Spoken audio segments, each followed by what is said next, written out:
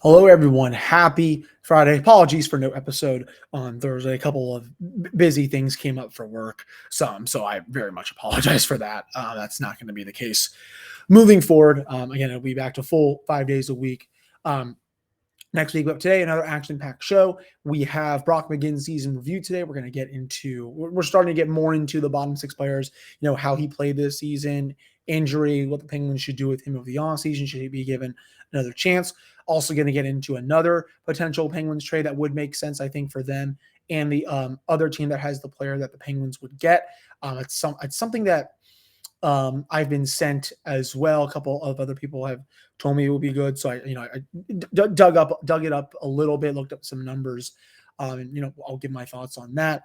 And injury updates on Brian Dumoulin. We're going to get to that a little later on in the show, and also maybe do a little small preview for the conference final. That is tonight. So that's all coming up right after this drop. You're Locked On Penguins, your daily podcast on the Pittsburgh Penguins, part of the Locked On Podcast Network, your team every day.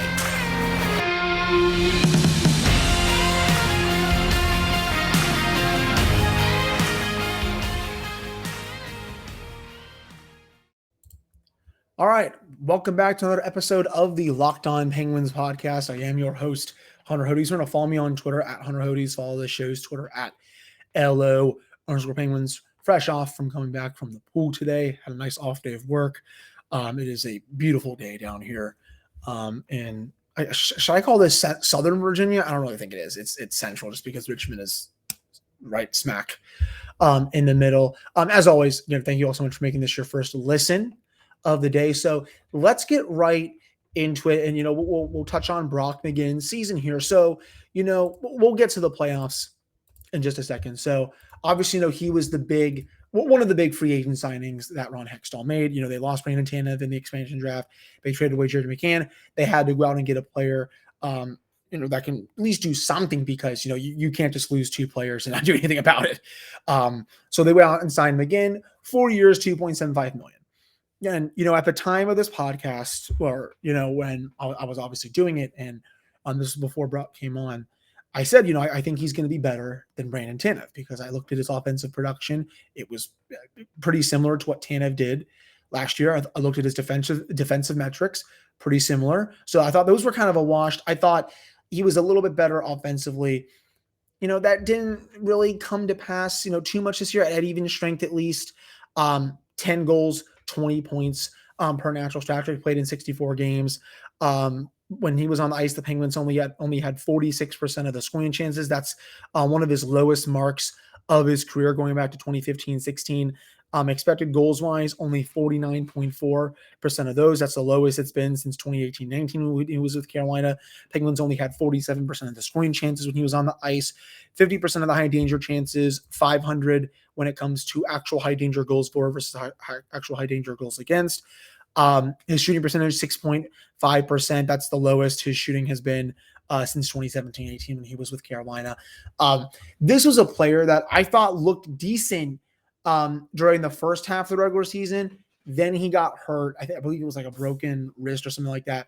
Came back towards the late stage of the regular season, was not nearly as good in the playoffs. Obviously took that horrific penalty, which led to Artemi Panarin winning the game on the power play against the Penguins PK. He just did way too much on that play. And honestly, right now, my take has kind of shifted a bit because, I kind of did take the L on him a little bit this year. And again, I don't, ever say, my opinion is fact. I try to give the best analysis that I can when I look at the numbers, when I watch someone play. And, he didn't live up to my expectations this year. I mean, sure, he had double-digit goals, but, I feel like any player in the bottom six mostly any player in the bottom six should be able to do that with the talent that the Penguins have down there with Teddy Bluger, Jeff Carter, Jason Zucker at times.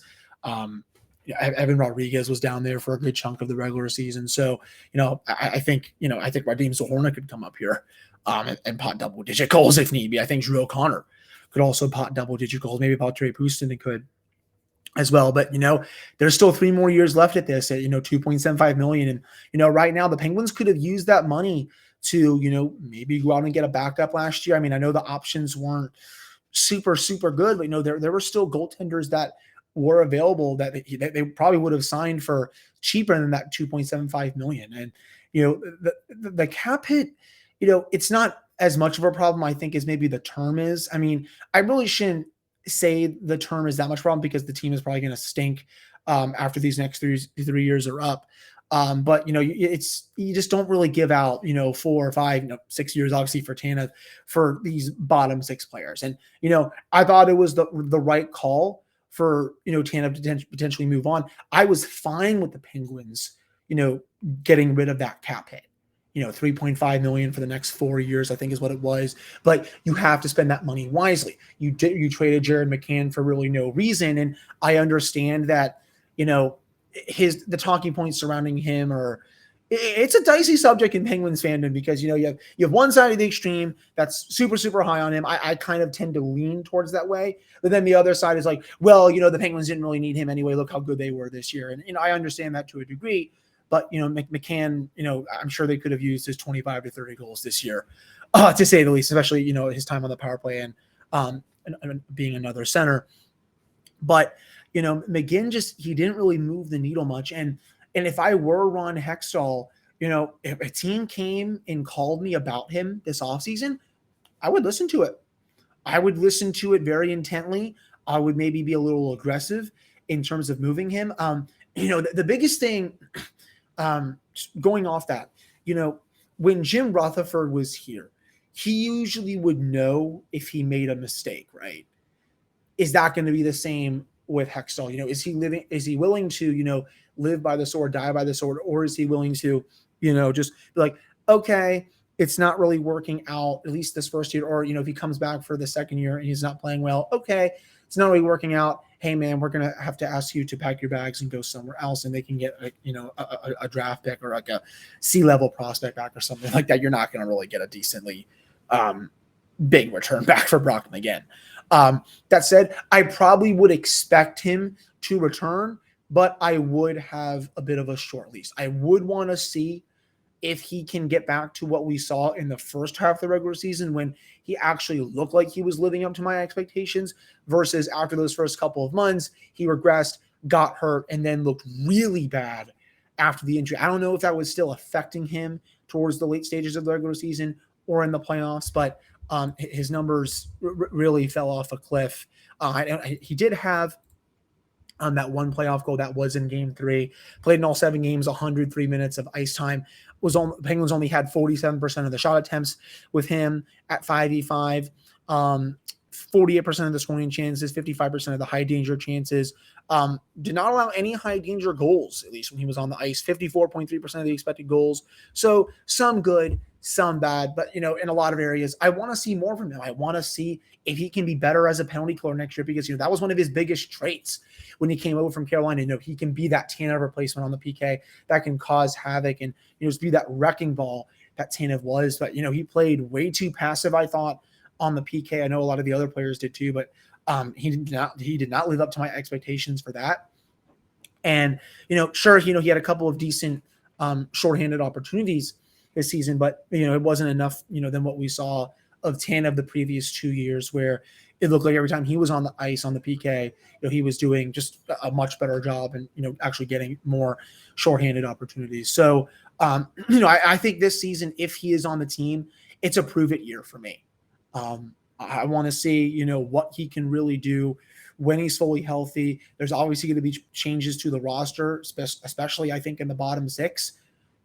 What's going to happen with him when he potentially plays with new line mates. Maybe he can unlock some more offensive production with Teddy Bluger because Bluger was a ghost again in the playoffs. And when I do his season review, I'm going to really lay into him with that. But it's just my expectations have definitely tempered a little bit with McGinn. Again, it wouldn't surprise me if they did engage in trade discussions, if teams came calling, or if they tried to open up some cap space. He's one of the guys that could go out. But again, I would also not be equally surprised if he does come back. And I'm kind of leaning towards him being back. I don't think Hextall is just going to make changes for the sake of making changes. I think if he were to trade him, he would have to feel like he's getting decent production back because remember, he just signed him. last year. But, definitely not looking like one of the better moves that Hextall has made in his tenure so far. Curious to see how he bounces back in 2022, 2023. So that wraps up my thoughts on McGinn, what likely will happen, and what I think, should happen this offseason with regards to him. Coming up in the next segment, we're going to get to that trade proposal that I have. And yes, this one does involve a certain winger that's going to be a restricted free agent. I'm sure you all know who it is, at least from a Penguins perspective, right after this commercial break. But before I get to that, BetOnline is your number one source for all of your betting stats and sports info. You can find all the latest sports developments, news, and odds, including this year's basketball championship matchup between the Boston Celtics and the Golden State Warriors, the NHL Hockey Conference Finals, Major League Baseball, and of course, all the latest fighting news from MMA and UFC to boxing. BetOnline is your continued source for all of your sports wagering information, including live betting to esports and more. You can head to the website today or to use your phone to learn more about the trends in action. That is BetOnline, where the game starts. All right, I'm back here on this episode of the Locked On Penguins podcast. I am your host, Hunter Hodes. Remember to follow me on Twitter at Hunter Hodes. Follow the show's Twitter at @LRSquarePenguins. So I know I did the Martin Necas for Kasperi Kapanen trade proposal on my last episode. I said it would make sense for both teams. And then Elliot Friedman said on the Jeff Merrick show, and he wrote, in his 32 Thoughts blog on Thursday, saying it sounds like that, Necas has, already put a number out there for his extension, but Carolina may not. It sounds like Carolina didn't like the original number, so they kind of backed off a bit. He said, well, we'll have to see where that goes. So there's the potential if the Penguins are interested in that player. I think a trade could be worked out. Maybe it's not just a 1-for-1 swap, but potentially there's a little more involved. I think Necas would really light it up here.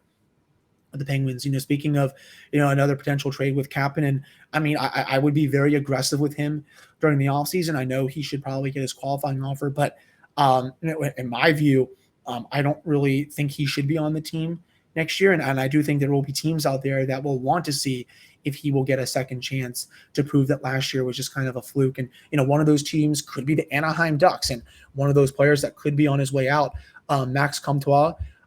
He's been in the NHL for 4 seasons, had a great year in 2020, 2021, 16 goals, 33 points in 55 games, but regressed a little bit this year. Only had 6 goals, 16 points in 52 games. Underlying numbers wise this year, they did go down a bit, 47.3% of the shot attempts for the Ducks when he was on the ice, 47.4% of the expected goals, 46% scoring chances for percentage, 45% of the high danger chances, did not break even in actual high danger goals for. Shot 8.5% this year, so that's not bad, but a little bit down from his 9.3% last year.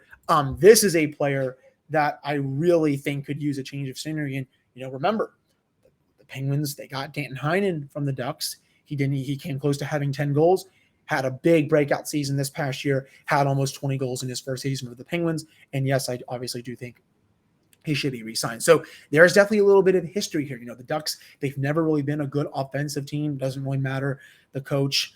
They're definitely going through a big rebuilding process here. They're still probably at least a couple years away from being in contention for the playoffs. This is a young player who may not fit their long-term future. Why not, if you're Ron Hextall and Brian Burke, try to get a younger player in here who has flexibility? He can play wing, he can play center. At least on Hockey Reference, he is left wing, but I do believe he played some center when he was with the Ducks the last 4 years. And, who he reminds me of a lot?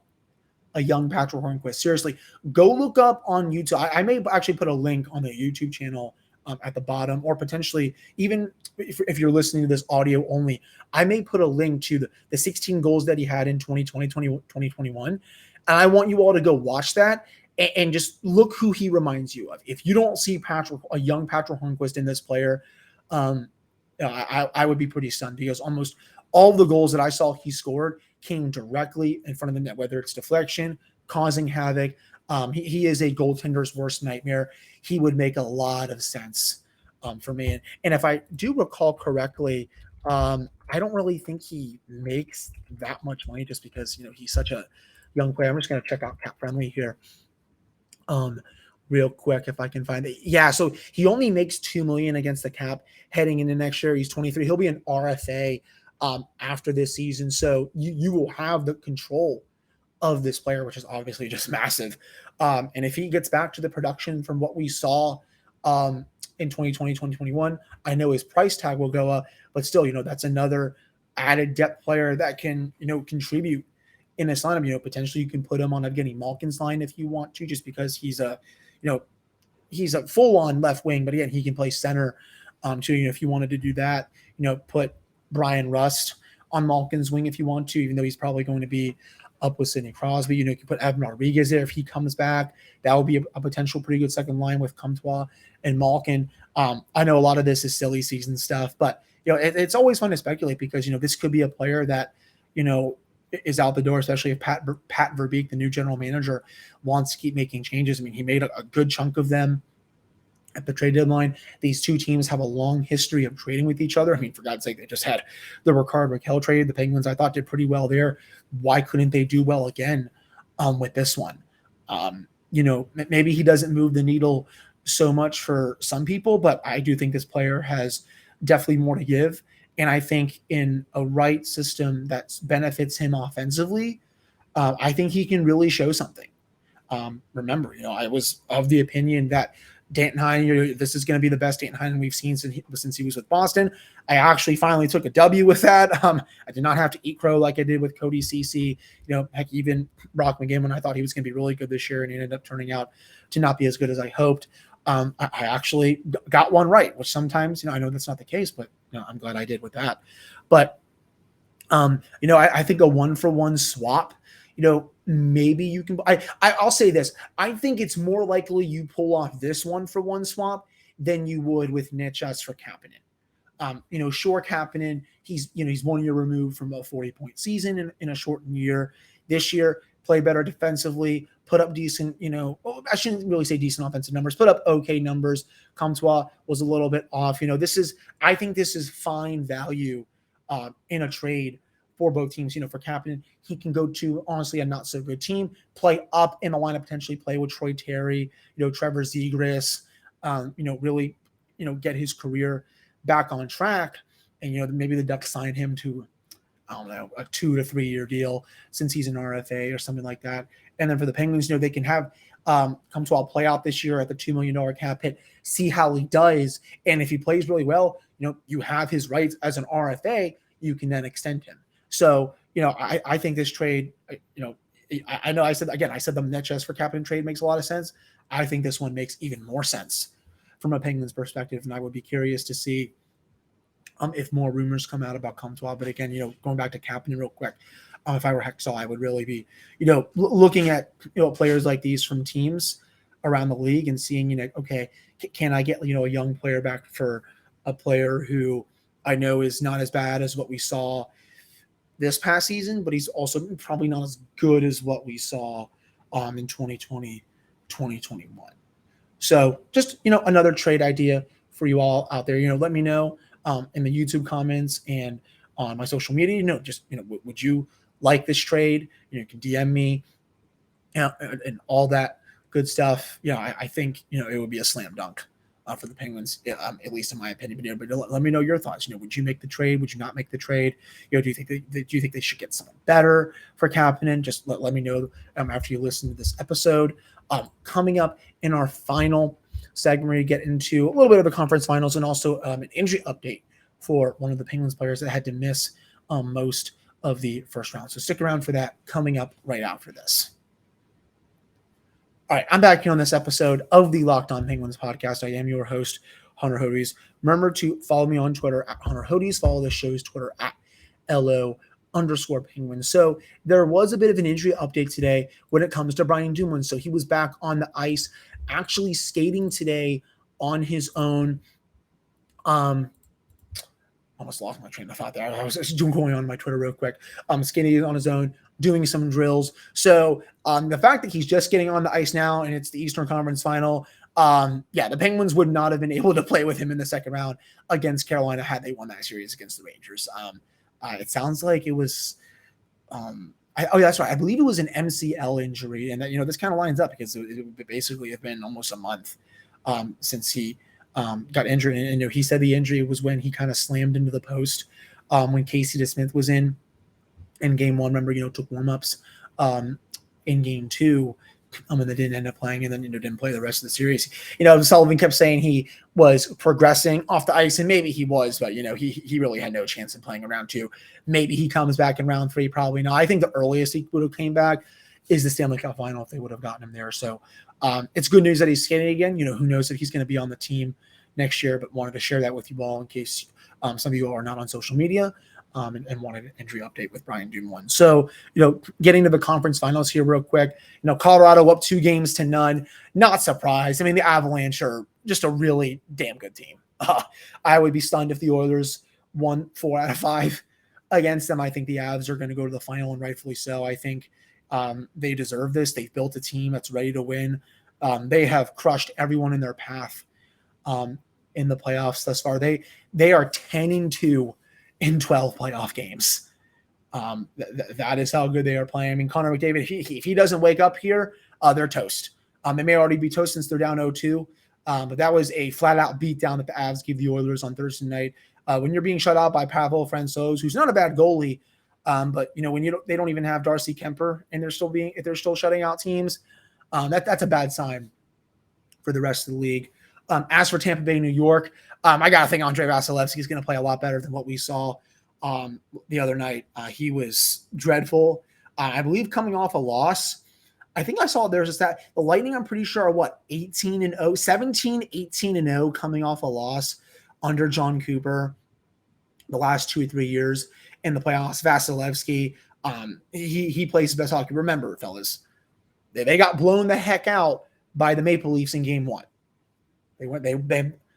Excuse me. They then blew out the Leafs in game two in Toronto.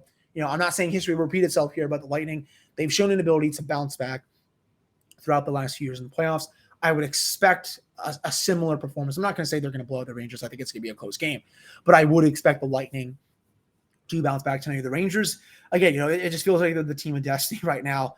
Very 2017 Penguins like, game one, Shesterkin's bailing them out in the first period, and then they get goal after timely goal after timely goal. Tampa Bay ties the game. The Rangers make it 2-1. Tampa Bay ties it 2-2. And then the Rangers just blitz them from then on out. It was very similar to what the Penguins did against Columbus in 2017 at times. Nashville in the first 2 home games. It's pretty funny to see some of the similarities come to light and realize why some people were so upset at what the Penguins were doing. Again, it was just, Igor going burr, just like Matt Murray did in 2017. And obviously I know one goalie is way better than the other, but the comparisons, I think, in terms of stats wise, well, I shouldn't really say stats wise. The comparisons, at least, playing wise, are definitely there, to say the least. There's really been no other news in Penguin land at this point. This was cool to look at today. Micah Blake McCurdy from Ineffective Math was looking at some old stuff for his website, and he looked at the Penguins 5v5 offense in 2007, 2008. And with a peak Sidney Crosby, 744 minutes, the Penguins had an expected goal score of 3.56 per 60 minutes. That's plus 58% relative to league average. There is a whole blob of red in the middle of the offensive zone, right in front of the net, right outside the circles. Oh, the rest of the zone is a bit of blue, but in front of the net, 10 to 15 feet out, that is where the Penguins were getting their chances. And then you look at, I'll pull up the tweet here. You look at the Penguins 5v5 offense without Crosby during that year, 2.09, minus 7% relative to league average, a whole lot of blue in front of the net in the offensive zone. That just goes to show how great a peak Sid was, and not enough people ever appreciated it. I understand, maybe he was still young at the time, so people were still attaching that stupid whiner narrative to him, and people still call him that in 2022. It's hilarious that, I understand people were calling him that when flip phones were around, but we're like almost 15 years later, and we still got people like attaching that name to him. It's just like, grow up. I mean, this goes to show, though, these numbers that I throw out at you all, just how dominant Sidney Crosby was that year. And, how just don't take that kind of stuff for granted when you have a superstar, all-time great player come through your city and on your team. That 2018 was probably some of the most fun I've ever had watching the Penguins, in my opinion. I mean, they steamrolled those the first three rounds. Beating Philadelphia in 5 was obviously awesome in the conference final, to go back to the final for the first time since '92. Thursday actually was the anniversary of the Sikora goal in triple overtime, which sent the series back to Pittsburgh. I know the Penguins lost it, but that was such a fun ride, and it set the stage for just an incredible era of Penguins hockey. I was honestly more surprised that the Penguins won the series the following year than I was in 2008 when they stretched out the 6 games, because honestly, that series had no business going to 6. It had no business almost going to 7 with how good the Red Wings were that year, and then just how good they were in 2009 too. So, just again, it really set the golden era for Penguins hockey. But that'll do it for this episode of the Locked On Penguins podcast. I really appreciate all of you listening to this one. I'll be back on Monday for a fresh episode of this podcast. Hopefully, maybe there's some news over the weekend as free agency is getting closer. We're getting closer to the end of the playoffs as well. So far, there's been no update on the contract talks for Crystal Tang and Evgeny Malkin and all their other free agents. Hextall is, biding his time as usual. I believe him and Brian Burke were at Steelers OTAs last week. Go check out Chris Carter for that, and then go check out Ethan at Locked On Pirates, because the Pirates just somehow swept the Los Angeles Dodgers, and they're playing pretty good baseball right now. It looks like. So shout out to those two. They do great work for the Locked On Network. And again, I'll be back next week for a fresh 5-episode week for the Pittsburgh Penguins. Until then, hope you all have a great summer weekend, and I'll talk to you in a few days.